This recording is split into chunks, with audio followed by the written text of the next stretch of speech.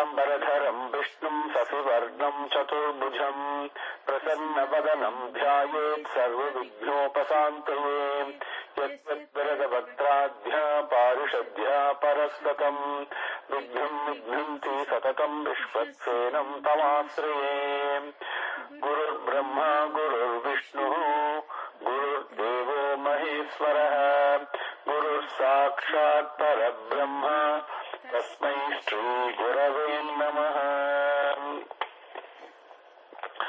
भीष्मद्रोण तथा जयद्रथ जला गन्धार नीलोत्पला शल्यग्राहवती कृपेण वहनी कर्णेन वेलाकुला अश्वत्थाम विकर्ण घोरमकरा दुर्योधनावर्तिनी सोत्तीर्णा खलु पाण्डवै रणनदी कैवर्तकः केशवः. Now we came up to 434. Right? Yes. Tat vidhi pranipatena pariprasnena sevaya upadekshayanti te jnanam jnaninaha tattvadarshinaha. See, upada ikshayanti. Ikshayanti means to take you to like something, where how a magnet attracts and grabs you, how a firefly is attracted and falls in the fire, right? That kind of what they call as akarshanam, that attraction, upada, nearby, that's what upadeksha. Basically, it means teaching. Teaching means taking you to the proximity of the God, where Bhagavan is, right? So it's a beautiful phrase, upadekshayanti, as opposed to Bhagavan. If you look at in Slokam 2:11 or 2:9 or 2:8 or 2:9 like that, where Arjuna prays to him, Sadhi Mam, teach me. He says, he uses the word Sadhi, may teach me, right? Whereas here, the word that is used is upadekshayanti, and it is not an intellectual teaching. It is not something, a rational thing that answers your questions. He actually, te jnanam upadekshayanti, by removing the ajnanam, the ignorance, automatically that you are taken without any hindrance, immediately, promptly, instantly to the lotus feet.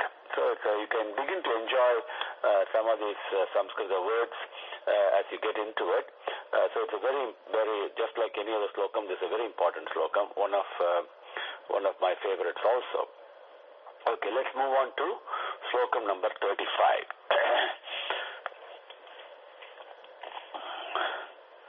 35, overall meaning. My dear Pandava, once you know the truth, you will never get confused ever again. You will see all the beings as inseparable from you. You will see them all in me as well. So,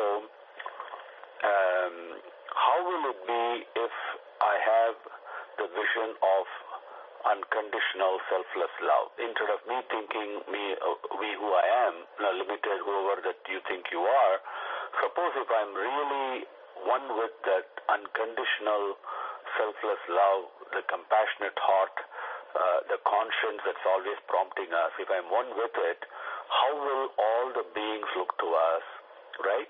That is what Bhagavan is saying. Then you will find they are inseparable from you, and you see them in me. Me here means that compassionate heart, the conscience, the Atma, right? Unconditional love. And it has been, before I go through the slokam, I want to give you the meaning in another way, so that you understand the simplicity of it. It's important to imbibe and take it into your heart. Once one person asked, not one person, in fact I asked Bhagavan, so you go to the temple and you look at Tirupati Balaji, Perumal, or you go to Ambal temple or Hanuman temple, wherever you go, and you look at Bhagavan and his form, and you close your eyes and you pray to him and you come back, right? So So I asked the question once to the Lord, how do we look to you? You look to us like this, but how do we look to you? How do we appear to you? And then I got the answer that seen through the eyes of love, all beings are beautiful. All thoughts are innocent, and all actions are sacred. So keep that perspective in mind. That is what Bhagavan is teaching in this slokam. Okay? Number 35. Yad jnatva na punaha moham evam yasyasi pandava yena bhutani aseshena drakshasyatman yato mayi. Yaj jnatva na punar mohamevam yasyasi pandava yena bhutanya seshena drakshasyatman yato mayi. The Padanga words are Yat jnatva na punaha moham evam yasyasi pandava yena bhutani aseshena drakshyasi atmani yatha mayi atmani atho mayi drakshyasi atmani atho mayi. Once more, yat jnatva na punaha moham evam yasyasi pandava yena bhutani aseshena drakshyasi atmani atho mayi. Pandava, yat jnanam, this jnanam. When we covered in the slokam 33 what that jnanam is, basically that compassionate heart, right? What this jnanam, jnatva, knowing what happens, punaha, again, evam, like this, moham, confusion, delusion, na yasyasi, you will not get. So once you touch this compassionate heart that you are, that you have, that unconditional love, and really see this is what's prompting everything, both the action as well as the sacrifice, the action and the yajnam, everything is really being activated by it, and two sides of the same coin, and the coin is nothing but this unconditional love. Once you touch that and begin to know that, then of course you'll get attracted to it as upadekshayanti, become one with it. Then you'll no longer be deluded. Next word, yena, by this knowledge, okay, knowledge, not intellectual, but knowledge comes out of awareness and experience, okay. By yena, with this knowledge, aseshena bhutani. The aseshena means without any balance, without any residue. That means complete. Okay, that's what it means. Aseshena bhutani, all the beings. Atmani, that means in you. Atho, and mayi, as well as in me. Drakshyasi, you will see. That means you will see that everything is one and the same. The same, the Kshivasaharam, as they say, the ocean of this selfless love that is present everywhere, completely, as described in the Vedas. That is what Bhagavan is talking about here, okay? That you will see all beings as well as all beings in you, as well as you see all of them in me. Okay, that's the meaning of that second line. Yajñātva na punar moham evam yasyasi pandava yena bhutani aseshena drakshasi atmani atho mayi. Slokam number 36. Now, even the interesting question comes in, and you can remind yourself of Valmiki, for example, okay, when we discuss this, go through this next slokam.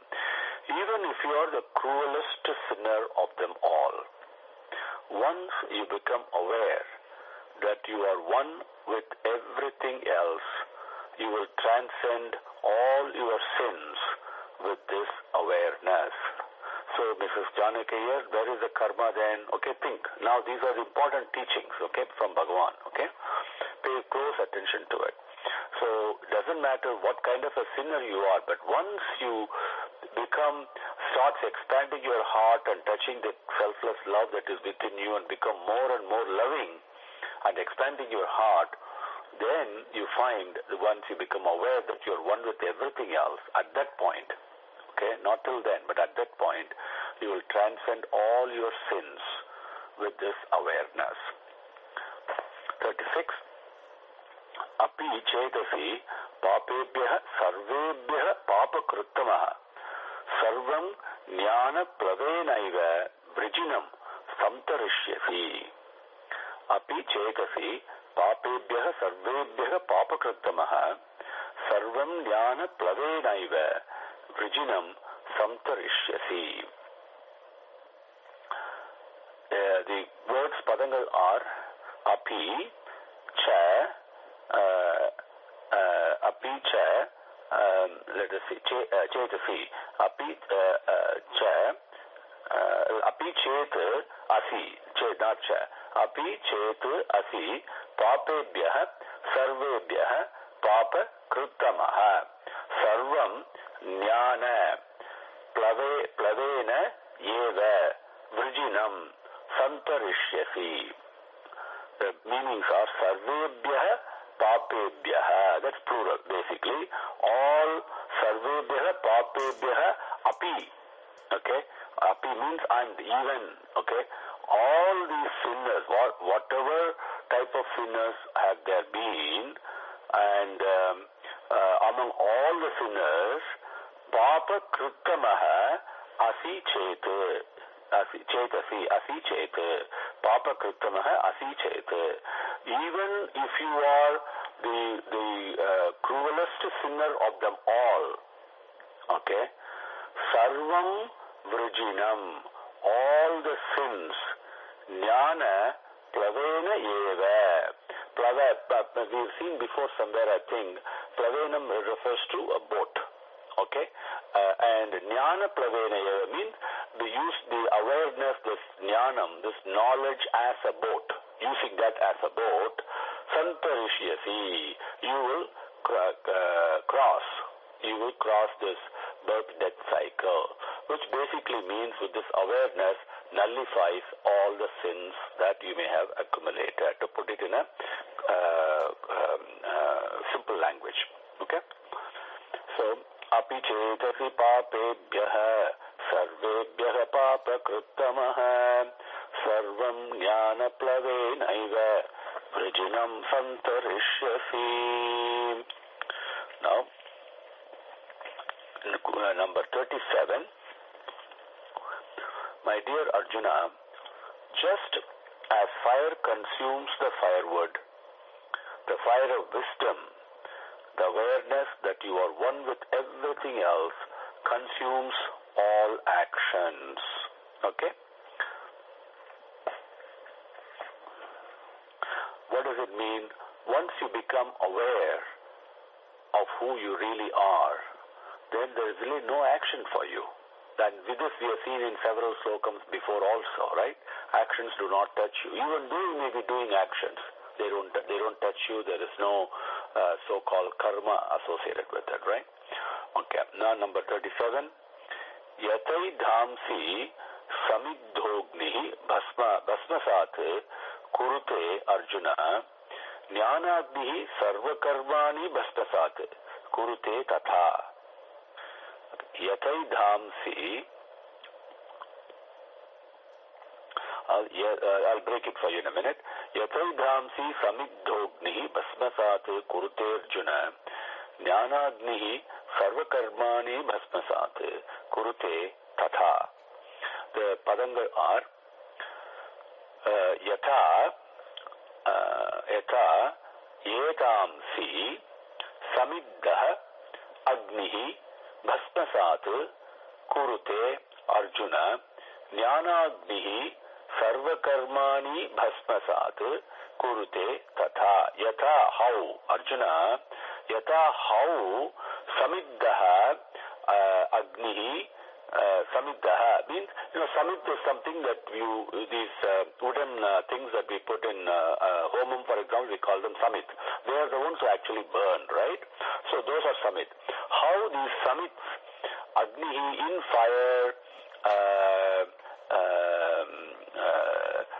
samiddaha agnihi means the burning fire. The fire is burning very well. In that, yetamsi, you put these wooden sticks in there. Bhasmatat, how they become ashes, how they completely consumed. Kurute, what does that fire do to that, right? Tata, the same way, Jnana agnihi. In the material world, it is yedamsi agnihi, the burning fire. But Jnana agnihi, what does it do in the same way? Sarva karmani, all actions, bhasmasat, completely pulverized ashes, kurute, it will do it. Okay, that is the translation. Yataidhamsi samiddhognihi bhasmasat kurute arjuna. Jnanagnihi sarvakarmani bhasmasat kurute tatha. Slokam number 38. In this world, there is nothing that purifies thought, word and deed the same way as this fire of wisdom is there. This wisdom, this jnanam, in the course of time, removes the veil of ignorance in the mature practitioner who is practicing the discipline of embracing the indweller and immerses him in itself. It's a very important slokam to give us lots of confidence. Remember, yoga means both the process as well as the goal. We talked about the jnanam. Bhagavan taught us earlier, this jnanam, this compassionate heart, etc., etc. The thing is, do we achieve it straight away? That is why I was sharing with you my understanding of the teaching, of Bhagavan's teaching, which is the moment I touch that selfless love, I don't have to become one with it. Even if I experience it, even if I look to it and start expanding my heart. As I mentioned to you earlier, you're standing on the shore of an ocean and the waves come, and even though you may not even touch the waves, but that little particle of foam that's carried by the wind and touches you, and immediately you feel the chillness, which is so comforting, right? So you begin to taste what the ocean is like. Like that, even though you may not have become one with the selfless love yet, but if you start practicing that, okay, reducing the selfishness and becoming aware of the yajnam that is always taking place and offering to the Lord, then what happens? That very act itself, Bhagavan says here, in the course of time, will remove your ignorance, okay, as you practice and become more mature in this practice, and ultimately it will immerse you in itself. That means you will become one with it. That is what the meaning of the next slokam is. 438. Nahi jnanena sadrusam pavitram iha vidyate tat swayam yoga samsiddha kalena atmani vindati. Nahi jnanena sadrusam pavitram iha vidyate tat swayam yoga samsiddha kalena atmani vindati. The padanga, our words are Nahi jnanena sadrusam pavitram iha vidyate tat swayam yoga samsiddha kalena atmani vindati. Iha, in this world, pavitram iha, that we are taking the word iha first. Iha, in this world, in this world that we are all living in, jnanena sadrusam, to equal the jnana, equal this compassionate heart, okay? Sadrusam, not to equal it, but the next word is the verb, pavitram, okay? The jnanena sadrusam pavitram, to equal this knowledge, this jnana, to purify, na vidyatehi, there is none like that. So there is nothing that can purify as the Jnanam. What does it mean practically to us? What needs to be purified? Thoughts, words, and action, right? They need to be purified. And they will become purified as I reduce my selfishness and turn my mind, turn my vision inwards to the indweller. Automatically they'll become getting purified. There is nothing else that can purify thoughts, words, and action. That is what the first sentence is. Second one. Now, tat swayam yoga samsiddha kalena atmani vindati. Kalena, in the course of time. Yoga samsiddha, very important. One yogam samsiddha, one who has been practicing this yoga and becoming more and more skilled at it and become more and more mature at it, yoga samsiddha, and almost ripening stage, right? He's become so good, like Kanji Paramacharya and all, or Ramakrishna Paramahamsa. So he become ripened also in this. Yoga samsiddha, kalena, in the course of time, atmani, to him, within himself, not coming from outside, within himself, swayam, by itself it reveals it. Tat vindati, he obtains it. That means it's like going into a dark room, and the moment you turn the light on, the light comes by itself, right? The darkness vanishes by itself. It is like that. Nahi jnanena sadrusam pavitram iha vidyate tat swayam yoga samsiddha kalena atmani vindati. Now, Bhagavan now takes yoga samsiddha. He has used the word. Next question is, how can I become a yoga samsiddha? How can I do that? You know, that the interest comes. So Bhagavan answers in 439, he says, now, understanding that there is nothing superior to this jnana, to this wisdom, to this knowledge, and managing his senses well by controlling desire, he who strives with unshakable faith, determination, enduring enthusiasm, and everlasting commitment in this practice, very important, attains this knowledge, attains this wisdom, this jnana. Having attained it, he at once becomes eternally peaceful. Okay? So it's again embracing the indweller, you become the indweller itself. The moment you become the indweller, one with it, you are peaceful. That is what the slokam is. The Sanskrit word is Shraddha, and that I translated that as on the lines of Swami Vivekananda actually. There is no one English word that captures the Sanskrit word Shraddha. The Shraddha indicates several things: unshakable faith, determination, enduring enthusiasm, and commitment. All these are captured in that one word. So please remember that, okay? Shraddhavan labate jnanam tat paraha samyatendriyaha jnanam labdva param shantim achirena adhigacchati. Shraddhavan labate jnanam tat paraha samyatendriyaha jnanam labdva param shantim achirena adhigacchati.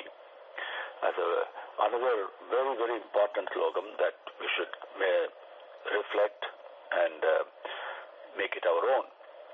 The padangal are Shraddhavan labhate jnanam tat paraha samyate samyata indriyaha jnanam labdva param shantim achirena adhigacchati.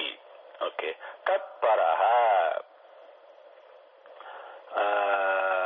Para means, something that is superior and sacred and at a higher level, right? Tat means that. So what is it he's talking of? All this Bhagavan's teaching, you're listening very carefully like Arjuna did. Tat paraha. Oh, to this jnanam, this compassionate heart, this selfless love within me, and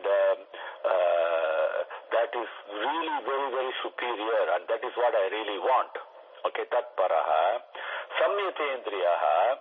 Then with that desire and understanding that this is what I seek, this is what I want, then in addition to that, samyata indriyaha, all the senses also holding them in control, which we have seen before, how important that is, right? In second adhyayam, Bhagavan has taught that, samyata indriyaha. So sense control is very important. Controlling the senses, you control the senses with what? What is the tool given? Mind. Through the mind, you control the senses, okay?